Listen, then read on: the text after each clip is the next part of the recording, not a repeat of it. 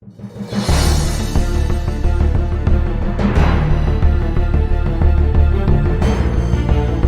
a series of escalating statements that have sent shockwaves through the NATO alliance, President Donald Trump has pointedly refused to rule out the use of military force to achieve his long-held ambition of acquiring Greenland. The rhetoric reached a fever pitch this week when the president, asked directly by reporters if he would consider seizing the island by force, responded with a characteristic no comment, while simultaneously asserting that American control of the territory is non-negotiable for national security. A strategic obsession returns. The push for Greenland, once dismissed as a whimsical curiosity during Trump's first term, has evolved into a centerpiece of his second-term foreign policy. Following the recent U.S. military intervention in Venezuela, the administration has pivoted its America First expansionist gaze toward the Arctic. White House Press Secretary Caroline Leavitt clarified the administration's stance on Tuesday, stating that while a deal is the preferred outcome, the military remains always an option at the commander-in-chief's disposal.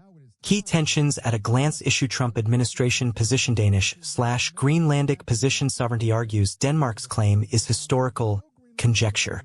Greenland is a self-governing territory, not for sale. Security claims Russia and China are preparing to occupy the island at no evidence of imminent threat, protected by NATO. Tactics threatening 25% tariffs on European allies, calling for de-escalation and respect for international law. Export to sheets psychologically needed for success. In private communications leaked by European officials, Trump has reportedly linked his pursuit of the island to personal grievances, including his perception that he was snubbed for the Nobel Peace Prize. In a text message to the Norwegian Prime Minister, Trump wrote that he no longer feels an obligation to think purely of peace and must now focus on what is proper for the United States. Behind the rhetoric lies a hard-nosed interest in Greenland's vast, untapped natural resources. The island is believed to hold some of the world's largest deposits of rare earth minerals, critical for everything from EV batteries to advanced fighter jets. The iron laws of the world include strength, force, and power, and little else. The United States can take Greenland if it so decides.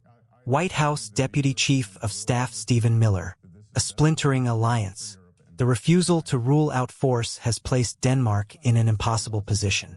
Prime Minister Mette Frederiksen has reiterated that the U.S. already enjoys significant military access through the Pituffik space base, but Trump has labeled Denmark's own Arctic defenses, historically reliant on specialized dog-sled patrols, as woefully inadequate.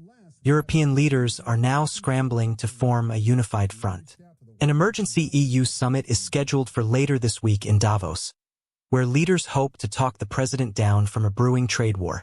Trump has already threatened to impose a 10% tariff on several European nations starting February 1st, increasing to 25% by June, until a complete and total purchase is finalized. As the deadline approaches, the question remains: is this a high-stakes real estate negotiation, or the precursor to a historic breach of international law among allies?